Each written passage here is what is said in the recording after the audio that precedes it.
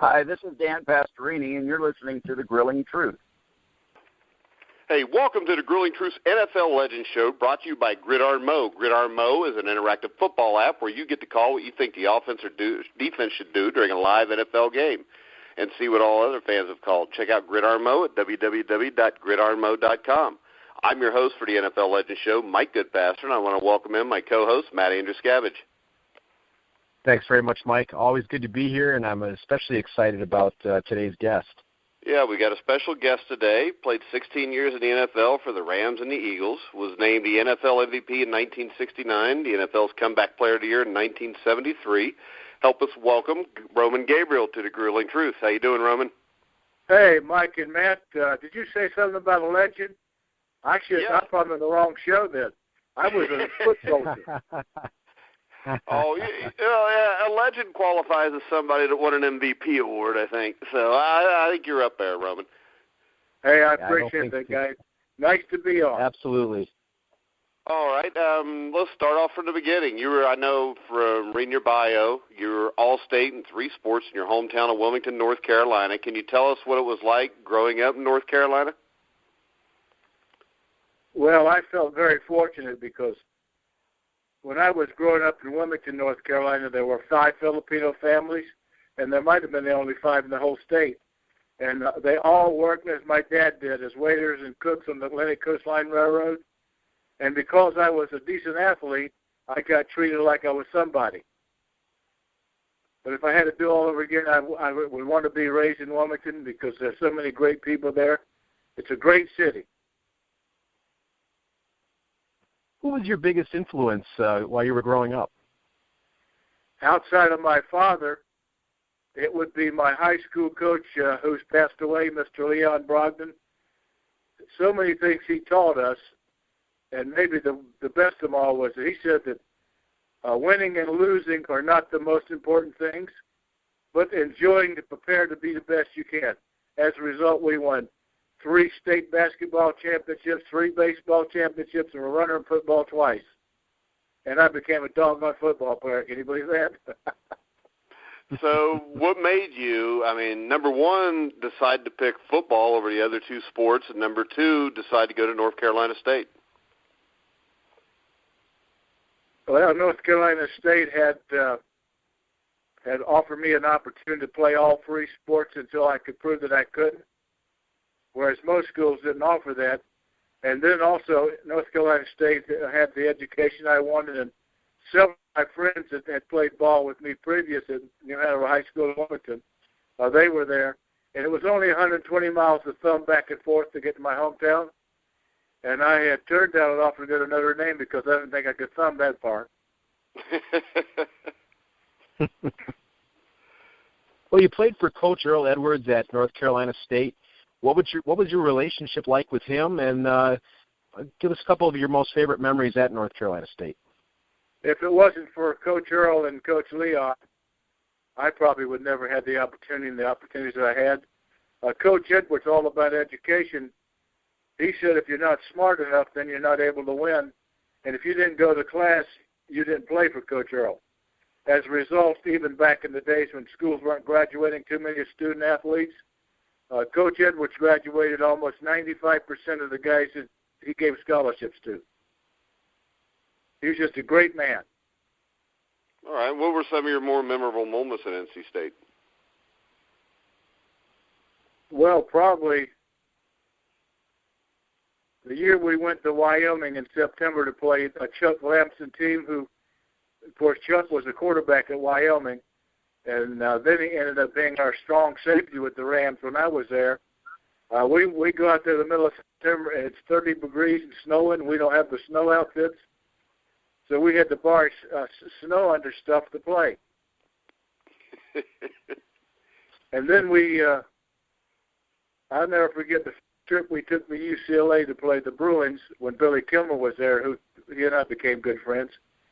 But we had one of them old converted cargo planes that the Army used to use. You remember you sat across from each other, you could see each other?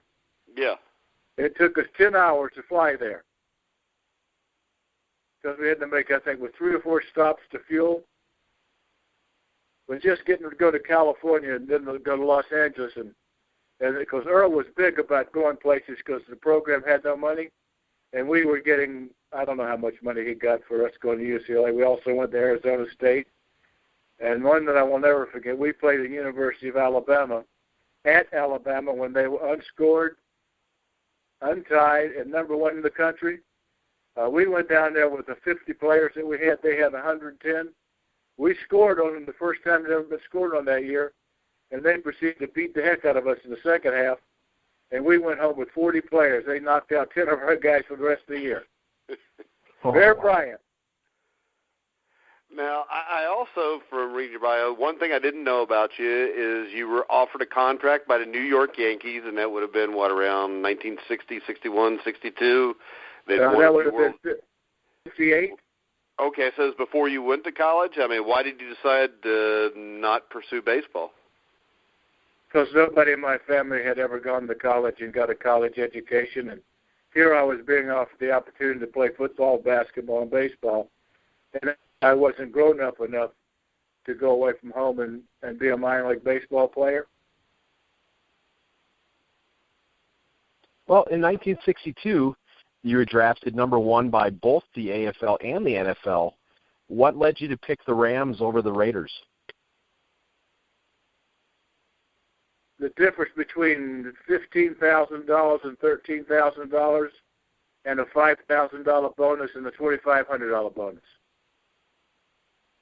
That and makes Earl sense. Edwards, Earl Edwards, my head coach, was representing me because, very few guys had agents or lawyers at that time. He sort of mapped it out. He said, look, just think, with the $5,000 bonus, you can buy a station wagon and drive across country. I said, that sounds good, and I never had that much money anyway. So it was a given. I went to L.A. All right, your rookie season with the Rams, I know the Rams were going through some tough times. Can you tell us a little bit about your rookie season? Was there anybody on that team that kind of took you under their wing? The middle linebacker at the time, a guy named Marlon McKeever, and then a great, great running back, John Arnett, Jaguar John. Those probably were the two that sort of broke me in. Well, a number of great experience because, go ahead. As you well know, the great Bob Waterfield was the coach, and he felt like that I was too big and strong to be a quarterback. So they made me the backup tight end, third outside receiver, and the third quarterback. And then Bob resigned in the middle of the season because he was married to Jane Waterfield. I guess hell, I would have resigned too. So I didn't play. I think I got to play the last 4 games of that year, and we tied one. I got to play some great teams. I got to go up against Chicago, Detroit, and Green Bay, and we tied Minnesota. A number of quarterbacks have gone on to great careers, but early on in their careers, they've had to work behind other quarterbacks. Was it difficult for you to not get the starting quarterback job until your 5th year? Well, the most difficult part was learning the system because at NC State, even numbers was to the right and odd to the left. And when I grow up, even was right, odd was left. But when I get to the Rams, it's just the opposite. Even was left and odd was right. So that was a difficult situation. And I had a great guy to learn from who was my man, Zeke Bratkowski, who went on with the Packers, and he finally got a Super Bowl ring by backing up Art Starr. But Zeke was a great one. And then the next year, we also had Ron Miller from Wisconsin. And then the following year, even though I started the last 4 games, they drafted Terry Baker, the Heisman Trophy winner. And Terry was a great, great athlete. If they had the read option then as they do now, Baker would probably been one great, great quarterback. Then the next year, they made Bill Munson the quarterback who passed away. And Bill and I were friends, and Bill was a great quarterback. I really didn't get the job until the last 4 games of the 65 season. Yeah, and then in 1966, you started every game under the new coach, or legendary George Allen. What did Allen do to turn the culture of the Rams around, and what was your relationship like with Coach Allen? We had a great relationship because George was the kind of guy that, as long as you respected what he did and you were a veteran player who worked hard, you had an opportunity. He didn't care if you liked him or not, which I liked George. Because George took care of the players, and he would go to bat for guys who weren't making much money, and he'd go to bat to get you an extra $2,000 or $3,000, which most coaches didn't do that. But George, of course, changed the whole complex of the deal. I'll never forget. He came in and sat down, and the first thing he said is, "Now listen, you guys have been losers. The Rams have been losers since the late 50s. So here's the way I look at it." And everybody bitches. He said, "I look at it this way. A man or a woman without problems is dead. So be thankful you're dead, and after I get done with you wish you were dead. But if to survive, we will win." And we did start winning. Well, in 1967, your Rams had a tremendous record, 11-1-2, but they had to go to Green Bay for the playoff game.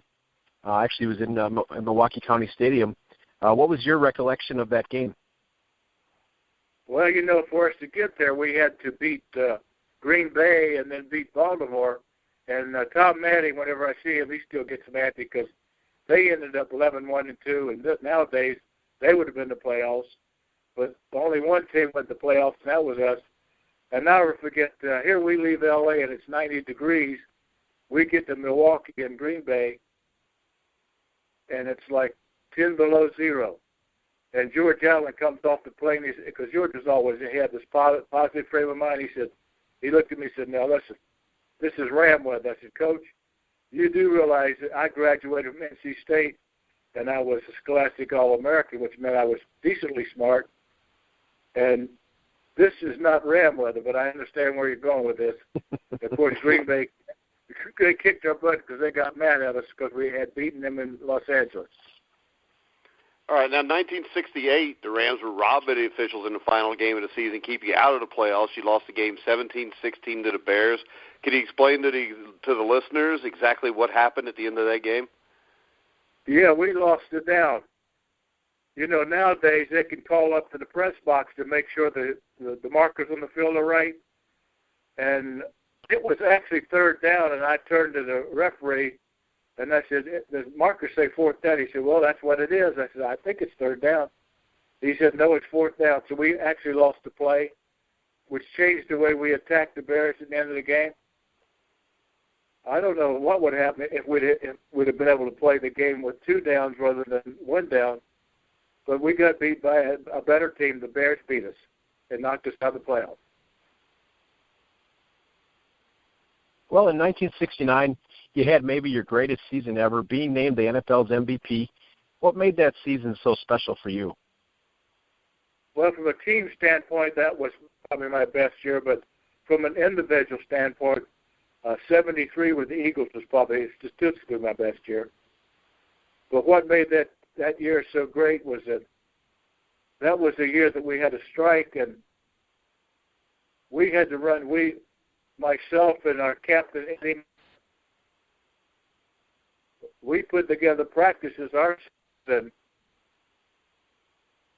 and actually never had training camp. And we ended up, if I'm not mistaken, those times we played 6 preseason games for $50 a game. How's that for you?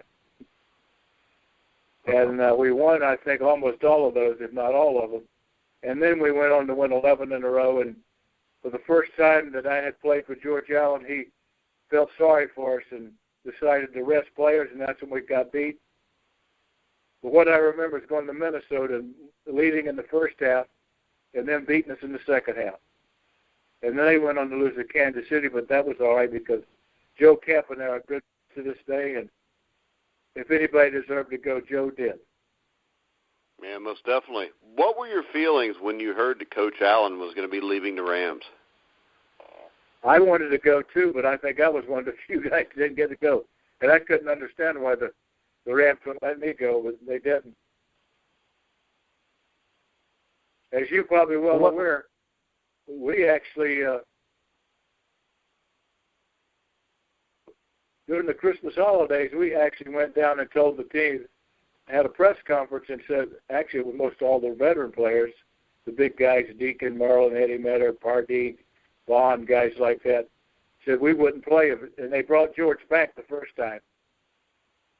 And then he left and went to Washington after that. What ended up leading up to your departure from the Rams after the 72 season?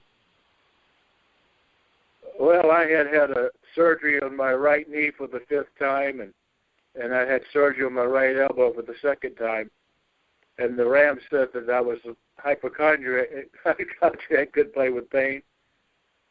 So they brought in John Hadel, who happened to be a good friend, and said that if I came back, I would be number 2. And I said, well, heck, nobody's ever played as a quarterback for 11 years.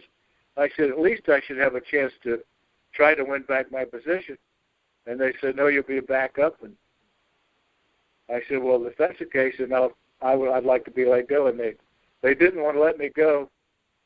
And finally, sometime around June, the Eagles, because I think the Eagles had hired Mike McCormick, and he hired Boyd Dollard, the great Green Bay receiver who I'd thrown to in a couple of Pro Bowls.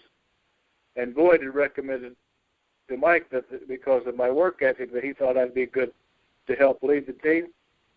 So I got signed by the Eagles, and the Rams never thought that would happen. All right, so that had to make, you said 1973 was your best season personally. It had to make it even that much sweeter to be named the NFL Comeback Player of the Year when the Rams were going to bring you in as their number 2 starter or number 2 quarterback. So just talk to us a little bit about the 73 season and the personal satisfaction you got from that. Well, the satisfaction I got is that here you had a running back who the most yardage I think he'd ever gained was, I don't even know if he ever gained 100 yards. Tommy Sullivan, God bless you, who's passed away. Tommy fell 30 yards short of gaining 1,000.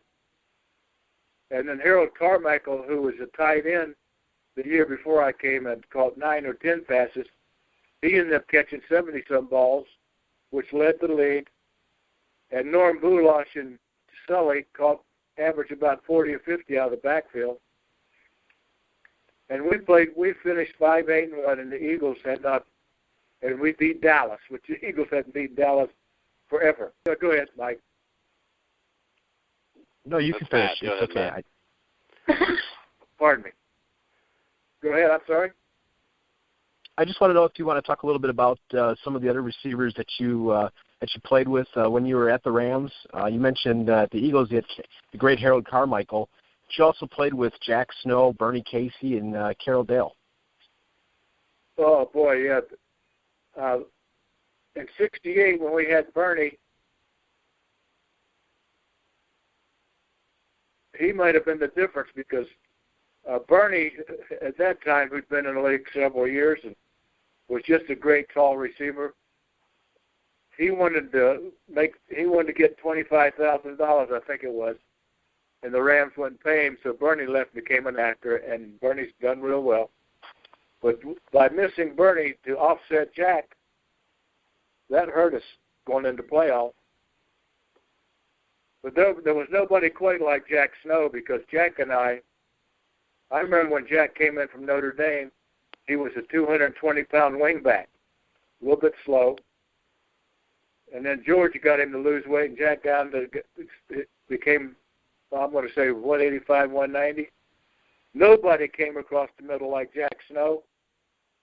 And Jack was Mr. Dependable and the guy I relied on the whole time I was with the Rams because he and I used to stay after practice and probably throw balls 40 minutes just going down the field at our route tree. Jack was a great one. And Billy Truax, our tight end, great hands. And in the day before he had option routes, Billy and I worked so much together. He knew where the void areas of the zone. Billy turned out to be quite a player. And then he got his chance to get a Super Bowl when he got traded to the Cowboys. He became a Cowboy. But going to Philadelphia was like going to the guys in Philly, Mike and Matt, because it's a tall. One thing you don't hear these guys on TV talk about. Going to for a tall quarterback, it's hard to throw down the receivers. That's why you see so many guys getting passes blocked. But you look at the guys that have tall receivers, like I had in Philly with Carmichael, 6'7", Don Zimmerman, 6'5", and the great Charlie Young, who was a fantastic tight end. Charlie was about 6'5". And as a tall quarterback, when you have tall receivers, you don't have to throw through defensive linemen's arms. You throw over them because you're not having to throw down. All right, that was quite a treat. So when you got to the Eagles, I mean, the Eagles had a rough time. Like I said, you had a great year. Team was still 5-8-1. Next couple of years didn't really improve a whole lot team-wise. Actually, the second year we broke even. The second year we went 7-7. Okay, it was the 75 season I'm thinking about then, the one where it kind of dropped, the bottom dropped out towards the end of the year. You guys replaced your head coach with Dick Vermeil. How did he change the attitude of the team, and what was your relationship like with Coach Vermeil? Well, I knew Dick when he was a special teams coach with our 69 Ram team. George Allen had hired, actually Dick was the first special teams coach to coach in the NFL. So I knew Dick, and we spent a lot of time in those days talking. But then that was back when Dick decided to go with a guy named Mike Barella, who was a young guy, which is fine because I had my right knee reconstructed. I think it was a 75 year. And Dick said, well, why don't you just retire and go home? I said, how about if I stick around at least coach? He said, no, I don't like to have guys that play for me, coach. I said, I understand. So I go home, and with 4 games to go, the Eagles, the 75 season, they lost a lot of games. And John Itzik, who was between John Itzik and Ted Marchibroda, because as you remember, John coached Unitas. Ted had me with the Rams. Those two probably offensively meant as much to me as anybody that I ever played for. So I get a call from John Itzik the week the Eagles are going to St. Louis, and he says, how's your knee? I said, well, it's strong. It's not real flexible because of the way it's reconstructed. I said, but I can still play. He says, well, I've talked to Vermeil and letting you come in and we'll look at you Saturday morning before the game and have the doctor look at you because I think you're probably better with one leg than the kid we got right now. So I come in, he said, make sure you pack a suitcase, which I did. So I passed all the tests, and I started the last 4 games of that year. And the last game as a starter I had in my career, I called an audible against the Seattle Blitz, pitched out to Wilbur Montgomery. He went 20 yards for a touchdown. Then the next year, Vermeil said, look, I'll have you come back because I'm bringing in Jaworski. I'll have you come back as Jaworski is like set an example, which I did. And that was my last year, 77. Tell us what it was like to play for Eagles owner Leonard Tost. Great owner. Anything you hear about Leonard, from my standpoint, and I think for most guys who played for him, great owner. He took care of his players. And win, lose, or draw every Monday night at the great bookbinders in Philadelphia, he used to throw a team party for the families out of his pocket. But Leonard Tost was a great owner. All right, now, looking at your bio, seeing the film of you playing, you were a great player, but the thing that really stood out to me was just on the research, knowing that after you retired, the amount of charity work you've done. Can you tell us what you've done and why there's so much meaning in it for you? And plus, tell us a little bit about your Roman 18 enterprises. Well, Mike, I've always wanted to do things because most of my life, until I got to be 75 and sort of beat up a little teeny bit, everything I did had to be fun. Because you remember I told you my high school coach, as long as you enjoy it, you work harder to get it done. Yeah. In Wilmington, North Carolina, the guys that I played ball with, the ones that are still alive, are still my best friends. So 30 years ago, we got together and said, look, because one of our best friends who played offensive tackle for us and me in high school had multiple sclerosis and had no funds to pay for everything that had to be done for him. So 30 years ago, we started the Roman Gabriel Mac Williams, which was his name, celebrity golf tournament. For 30 years, we did this, my high school teammates and myself. We raised money until he passed away to support him and his family. And then when he passed away, we paid off the mortgage on his wife's house. And then we continued to support other high school people that we knew that had MS.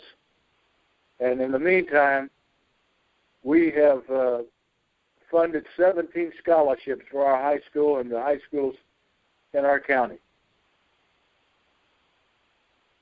And from that, I also started working and doing some stuff for multiple sclerosis outside of the Wilmington tournament. We held tournaments in Columbia, South Carolina, Spartanburg, South Carolina, Charlotte, North Carolina, and Rocky Mount, North Carolina. And basically, my Roman Gabriel Enterprises is all about, at one time, probably was doing at least 10 of these celebrity-type tournaments where I bring in former athletes and play with different people. All right, and you got a website there where people could see where the upcoming tournaments and everything are? You know, that's something I never done. I just do email.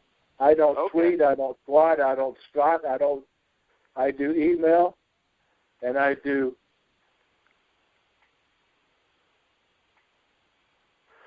All right, because I know that I was talking to your friend Eddie Better the other day, and he said that you have a tournament coming up here in the next month or two. Yes, one that I do to honor our veterans and our police, July 22nd, 23rd, and 24th. We have a 3-day event. The Friday night of the first of this particular weekend of the 22nd, we have a big dinner party to honor the police and the vets. And then they go out and play golf with some of my friends and other friends around the area for 2 days and just have a fun time.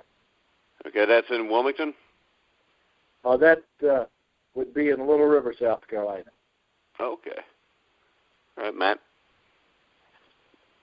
Well, Roman, I think your charity work is fantastic. Anything for veterans and that sort of thing is wonderful. I commend you for it. But when you're not doing charity work, what are some other things that occupy your time these days?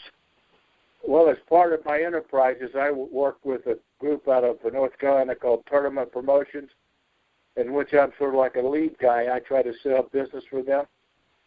And then down here in Little River, where I travel back and forth, there's a friend of mine that he sells different kinds of golf equipment, so I represent him. That keeps me busy enough that subsidizes my little pension and my Social Security, so I can still have some fun when I want to. All right, so you mentioned the word pension. We'll segue this into the present-day NFL. What do you think of the way they take care of or don't take care of their former players? I really don't think they do as much as they should, because from 1993 up until now, and the guys that come in the league, they're getting so much that they don't even have to work for a living. So actually, I look back to our first strike that I was involved with was in the late 60s, and at that time, the pre-60 players, any player from 60 back, they weren't getting any pension. And we struck to get them money. They got a little bit, but it hasn't been changed that much. I really don't think the league takes care of, when I say older guys, anybody that played from 70 on back to the 40s. Give you an example, Mike. Yeah. In 1966, as you're well aware, you carried 40 guys on your roster, and 27 of those 40 that were there in 66 that I played with are gone, are passed away. Yeah. Stroke, heart attack, all kinds of things. But, at the same time, at least we're getting something, which helps. Yeah. I know I know Eddie a number told of me players. Go ahead, Matt. I was just going to say I know there's a number of players that like Mike Ditka, Kerry Kramer are involved with Gridiron Greats and other organizations that are trying to help some of the players that you're mentioning, and I too wish the NFL would do a little bit more to take care of the players that made this game so great, so famous. Yeah, Matt. We also, I think it was 2 years ago, there's a group that met mostly of the older players and some of the younger retirees because we weren't getting much help from the NFL Players Association or some of these other ones like the Gridiron Greats, like Ditka does. He helps a lot of people. So we started a group called the NFL Retired Players Congress, and the ladies are the wives of most of the guys. The one thing I'm enjoying about this is that they're trying to fight for their husbands to get a better pension. So there is people working. The NFL Retired Players Congress. Yeah, well, hopefully the NFL will at some point realize what the amount of money they make and who actually got them to the point where they could make that money and start taking care of the older players. I know, isn't it amazing? I sent you this information, Mike. Yeah. The average salary nowadays is over $2 million. Gosh, no. Right. I didn't make that in 16 years. Yeah. I know we had, I think it was Mike Stensrud on the other day, and a old Houston Oilers defensive lineman, and he said if you put together his 11 years total that he played, that amount of money is less than what a second-round draft pick that plays for 2 years makes now. I know. The minimum is $450,000. Yeah. But it looks like they'd want to give a little bit back. It looks like the players would want to give a little bit back. But, of course, the players think that they're I agree with you, Mike. I hold no grudge against these guys that are playing now. God bless them. Get all you can. But think about the guys that help put you in the position to get all you can. Yeah, and see, these guys don't realize that someday they're going to be in the same position where they're older and can't play anymore. You know, another thing I like about a guy nowadays, after he retires, he gets 5 years of free health care from the league. Yeah. And then after those 5 years are up, he has the option to buy into the NFL's plan, group plan, which they get much cheaper and still get good coverage. That's another thing that our Retired Players Congress is fighting for the guys is health care. Yeah. But the way I look at it, I pay for mine anyway. Just give me the money to pay for what I'm already paying for myself. I'll be happy. Yeah. Well, hopefully that gets worked out and taken care of. It sounds like with Gridiron Greats, and then your venture also. What was that again? The NFL. Yeah, Retired Players Congress. Okay. So hopefully with those two things, it'll help out, and we can get more and more of the older players taken care of. Roman, it's been an absolute honor to have you on the show today. Matt, you got any final words? I'd like to second what Mike said. One of my favorite things to do when I was younger, and still so with my father, who grew up watching you play, with other quarterbacks like Johnny Unitas and Bart Starr. One of my favorite ways to connect with my dad is to talk about the history of the NFL, and ever since I was a little kid getting into the NFL, I always learned about you, the Fierce Foursome, and all the great players of the '60s, and to talk to you today about your career was very much an honor, and I appreciate you coming by today. Well, Mike and Matt, it's quite an honor for me to be asked to be on your show, because at least I was able to get the fact that we are trying to work to get our older guys stuff. And it's nice just to be able to express your feelings. And thank you guys so much for having me on. And thanks for your listeners. Hey, thank you, Roman. It's our honor. Hey, look, if you guys ever down this call, I'll buy you a milkshake. All right, we can do that, because I absolutely love ice cream, by the way, Roman. Do you like it? Same here. Hey, this is the bad story. Do you like it mixed with Coors or Budweiser? Either way. But, I mean, my problem with ice cream is this. I switch what schools my son goes to, so I have to drive him there every day. The problem is there's a Dairy Queen right in between. So every day I can't help it. I have to stop and do that. And now I've gained like 8 pounds since my son started his new school like 2 months ago. You know, that's interesting you said that, because when I was coaching for George Allen in the USFL, on the way home after the coaches meeting, there was a Dairy Queen that I always stopped and got a chocolate malt, the big one. Well, and I always heard the story about George Allen and his milk, correct? Oh, yeah, and ice cream. Milk and ice cream. We'll see. Then we all would have got along fine. That would be great. But like I said, we had Roger Brown on earlier from that Rams team. We had Eddie Metter, both great guys, and it was great to have another one on. So yeah, you know who you ought to have on? Who's that? You should have Dick Bilski, because his wife is a secretary of our NFL Players Congress. You probably would have her on. And she can we will. I will give you a call after this, and we'll set something up for that. Okay. All right. Thanks a lot, Roman. Thank you, Mike and Matt. God bless you. Thank you so God much. bless you. All right, guys, remember to check out the Grueling Truth. We got a new website, grillingtruth.net. We will have our Boxing Weekly show coming up tomorrow, plus our AFC South, NFC South draft preview. And then, of course, Friday night we'll have Sports World with myself and Aaron Zepnick. The Real Deal with Josh Benjamin will air Friday also. Matt, any final words? Amazing to talk to such a legend of the NFL. And just, as always, every time we do these, you know, all the players have such unique stories, and it's just great to hear about about those times in the NFL. And, boy, and I really... talking to some of the older players, I really can't understand why the NFL can't do more to help these guys. I understand. They're a big corporation. Big corporations don't care anything except their bottom line. But now I got to segue into one thing. Gridiron Mo, the new interactive football app that we were talking about where you can call the plays. During the off season, they got a Super Bowl trivia show that I am absolutely addicted to.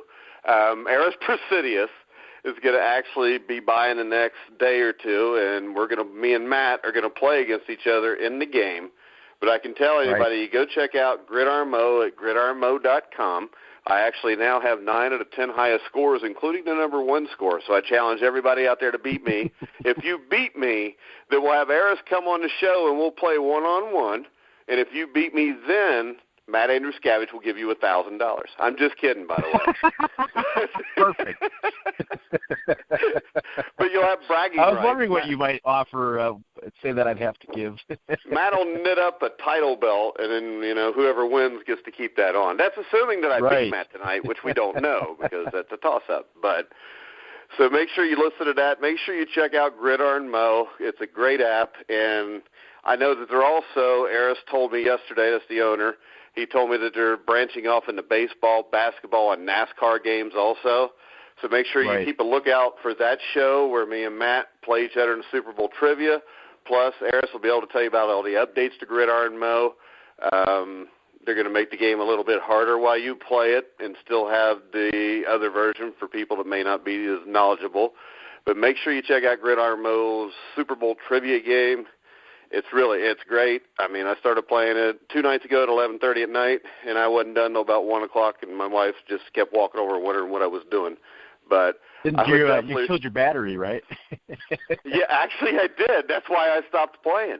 But, of course, my batteries are never charged fully because my kids are always grabbing, because they've got iPhones. I don't, of course, because I don't have the kind of money and parents that they do. Just buy them everything. So I got the Android phones, and my phone's always charged, but my iPad's never charged because they're always using the chargers, and then they lose the chargers. So I started the game at 18%. An hour later, I was at 0, and I had to stop. Luckily, I got the high score right before the battery went dead, or I would have really freaked out. I'd have probably had to ground them. So, but definitely check out Gridiron Mo. And check out grillingtruth.net. Also, check us out on Twitter, @grillingtruth. You can also find us on iTunes, Spreaker, and Stitcher. So, for Roman Gabriel, Matt Andruscavage, I'm Mike Goodpaster. You've been listening to The Grueling Truth, where the legends speak.